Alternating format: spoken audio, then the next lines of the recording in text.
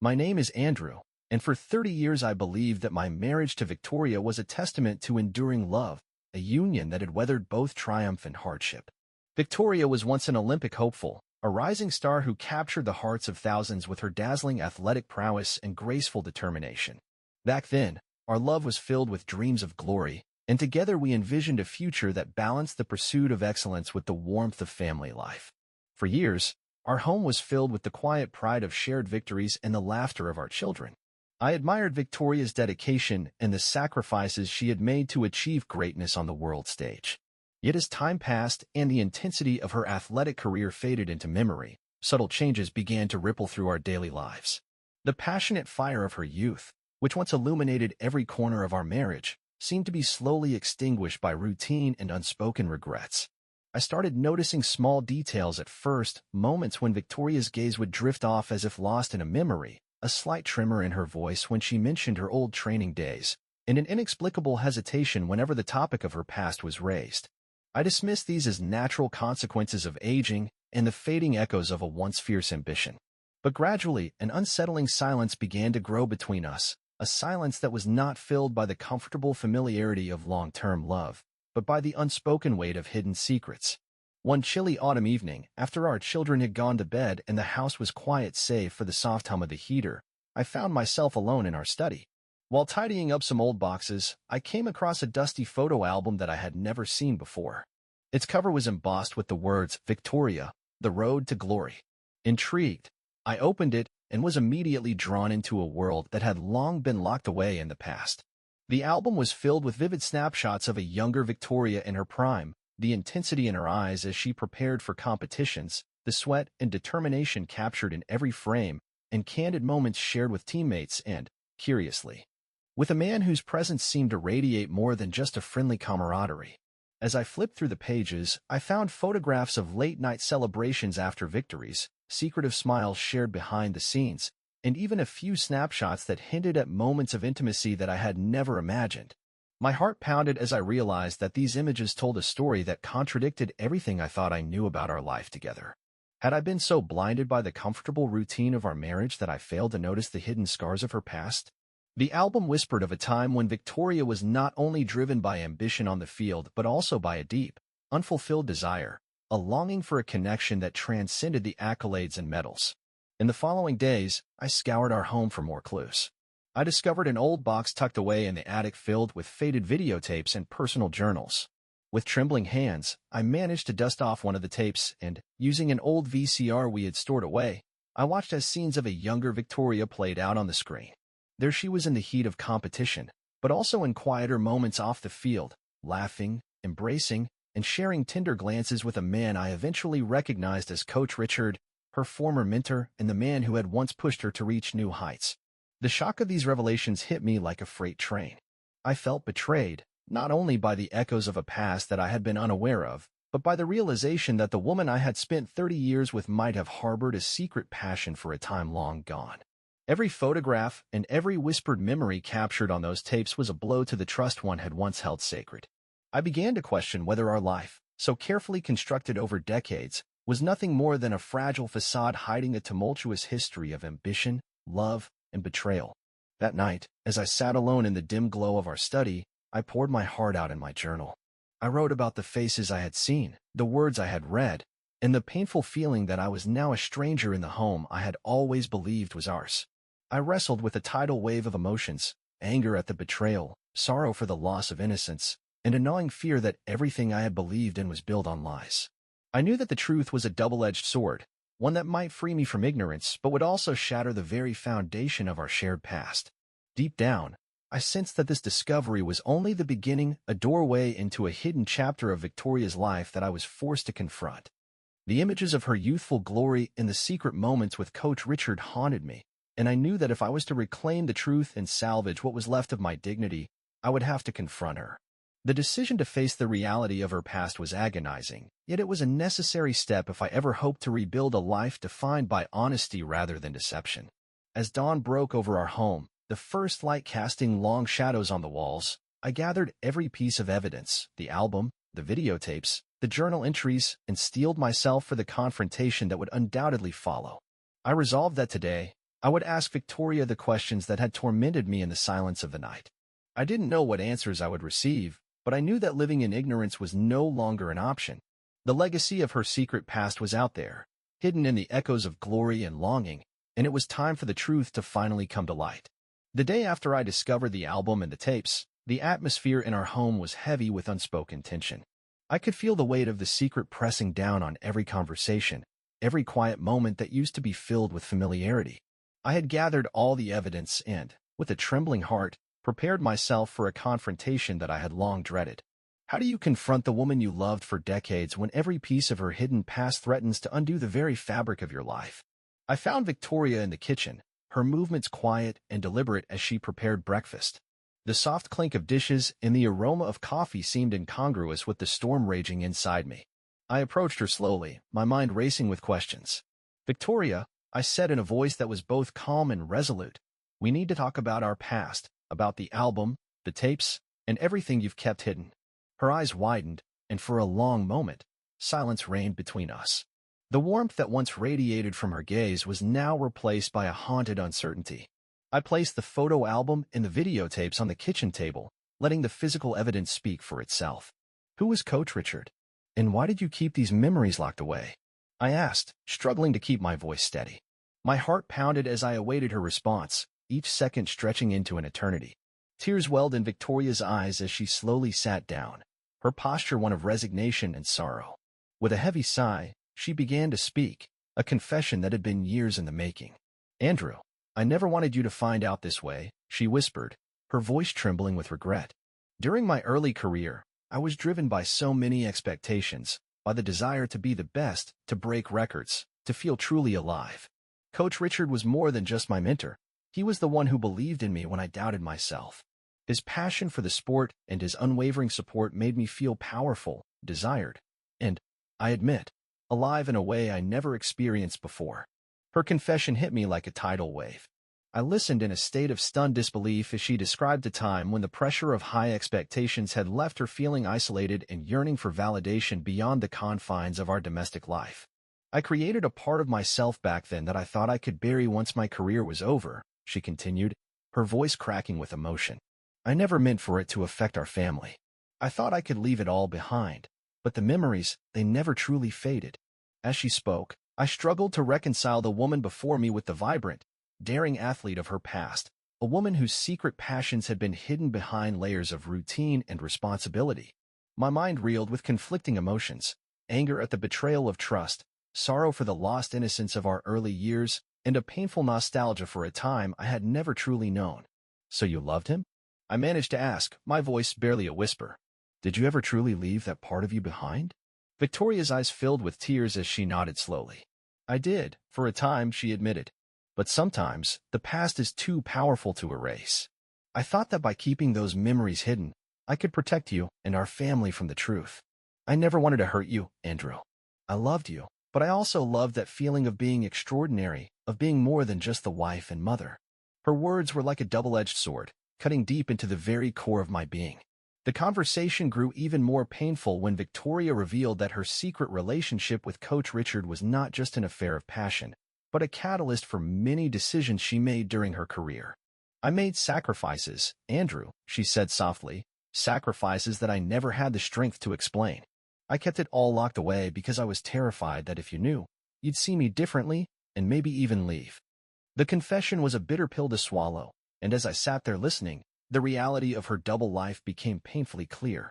I pressed her further, demanding to know why she had kept this secret for so long. Was it pride? Or fear of losing me? I asked, my voice raw with emotion. Victoria's silence was more damning than any words. Finally, she spoke. "I was afraid, Andrew. Afraid that my past, my imperfections, would shatter the perfect image I had of us. I thought that if I could bury these memories, they would never see the light of day, and that I could protect our family." Her words echoed in the quiet kitchen, leaving me with a profound sense of loss. The confrontation ended in a heavy, tear-filled silence. I left the kitchen that day feeling as though my heart had been irreversibly fractured. The secrets of her past, once hidden in the glow of glory and ambition, were now laid bare before me, and I was left to wonder if the woman I had married was the same person I once believed in. That night, I sat alone in our study and began writing in my journal, each word a desperate attempt to make sense of the betrayal and to salvage the remnants of a love that now seemed lost. I knew that the path to healing would be long and fraught with painful questions. As I closed my journal that night, I resolved that I would not let the shadows of her past define our future.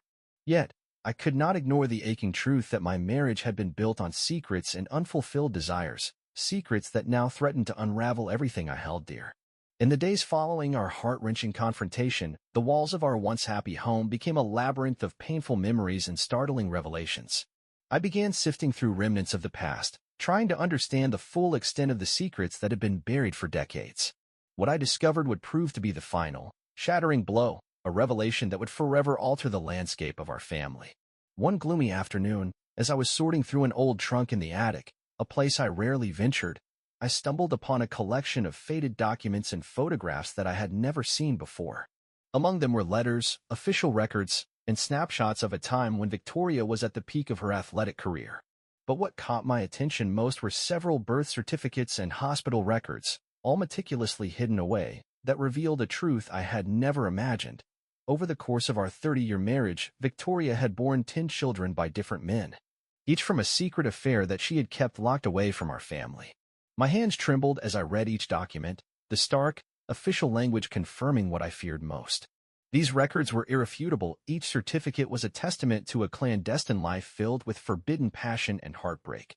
The realization that the woman I had trusted implicitly had not only betrayed me but had also hidden an entire family from me was too overwhelming to bear. I sank to the attic floor, overwhelmed by a tidal wave of emotions, rage, despair, and an unbearable sense of loss. As I sat there, surrounded by the remnants of a life I thought I knew, I recalled the subtle hints I had once dismissed, the secretive glances, the hushed phone calls, and the distant look in Victoria's eyes whenever the subject of her past was mentioned. Now, every memory was tainted by the shocking evidence before me. The betrayal was not confined to a single moment or a fleeting lapse of judgment. It was a legacy of deceit that spanned decades, a carefully hidden truth that had been meticulously buried in the depths of our home. The impact of this revelation was compounded by the knowledge that these children, each a living reminder of a past that I had never been a part of, had been placed in an orphanage, a fact that revealed the extent to which Victoria had gone to hide her secrets. The orphanage, a cold and impersonal institution, was a stark symbol of the sacrifices she had made to keep her double life hidden from me and the rest of the world. In the days that followed, I struggled to process the enormity of the betrayal. I spent hours in isolation, poring over the documents and photographs, each piece of evidence a dagger to my already shattered heart. I wrote feverishly in my journal, trying to capture the full scope of my anguish and confusion. Every word was laced with sorrow as I questioned how I could have been so completely deceived for so many years. The pain of knowing that my wife had chosen to hide not only her past but an entire family from me was a wound that cut deeper than I had ever experienced. I found myself grappling with a terrible inner conflict. How could I reconcile the woman I once adored, the champion of my heart, with the secret that had defined her hidden life?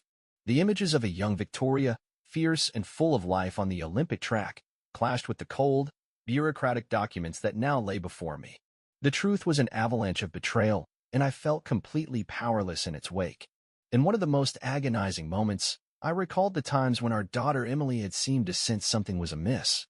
Her quiet, sorrowful glances and the subtle questions in her eyes now took on a haunting significance. Had she known all along? The thought that even our children might have sensed the hidden darkness of our family left me with an overwhelming sense of guilt and despair. That night, as I sat in the attic surrounded by the forgotten remnants of our past, I made a solemn vow to confront the full truth. I would no longer hide from the pain, nor would I allow the legacy of betrayal to define who I was.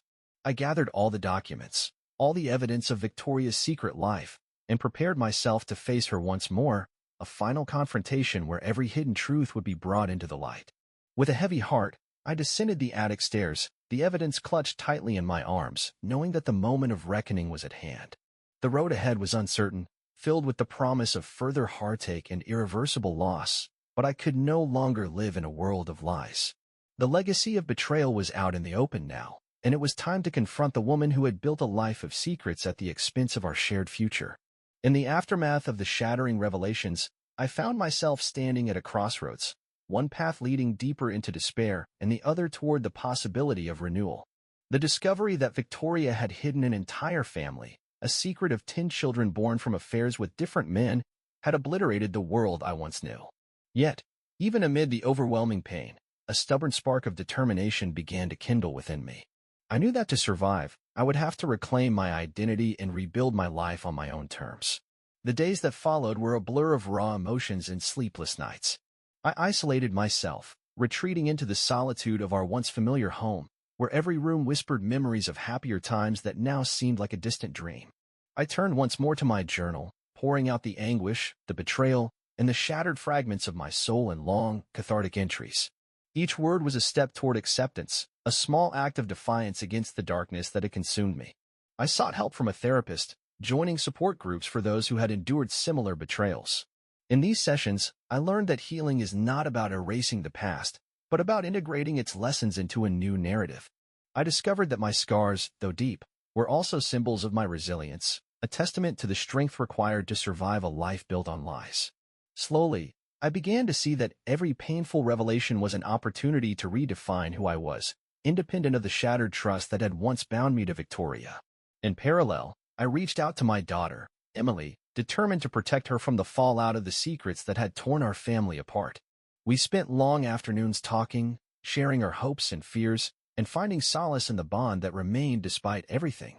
Emily's quiet wisdom and unwavering support reminded me that, even in the midst of betrayal, love could endure. Together, we made a pact to forge a future defined by honesty, understanding, and a cautious optimism that the wounds of the past might one day heal.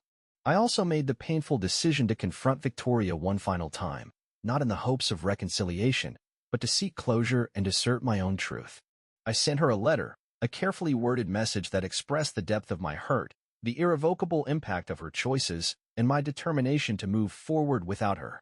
In that letter, I declared that while I would forever carry the scars of her betrayal, I would no longer allow them to dictate my future. This act of closure was not an invitation to return to what we once had, but a declaration that I was reclaiming my dignity and taking control of my own destiny. As the months passed, the seasons began to change. The bitter chill of winter gradually gave way to the tentative promise of spring.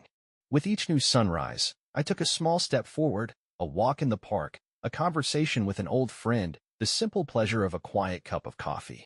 These moments, though seemingly insignificant, built the foundation of a new life. I realized that renewal is not about forgetting the past. It is about learning to live with it, to allow the pain to shape you into a stronger, wiser person. Now, as I stand on the threshold of a future that remains uncertain yet filled with the promise of hope, I choose to embrace my scars as symbols of survival. The legacy of Victoria's hidden life, the secrets of 10 children, the betrayal of trust, will forever be a part of me. But they no longer have the power to define my entire existence. I have learned that true strength lies not in denying the past, but in facing it head-on and using its lessons to build a better tomorrow. I move forward with cautious optimism, determined to create a future defined by integrity, resilience, and the unwavering belief that even the deepest betrayals can eventually give way to renewal. Every step I take is a reminder that while the shadows of deception may linger, the light of hope can always be found if you are willing to search for it. And so, with my daughter by my side and the promise of a new beginning on the horizon, I embrace the challenge of rebuilding my life, one honest, hopeful day at a time.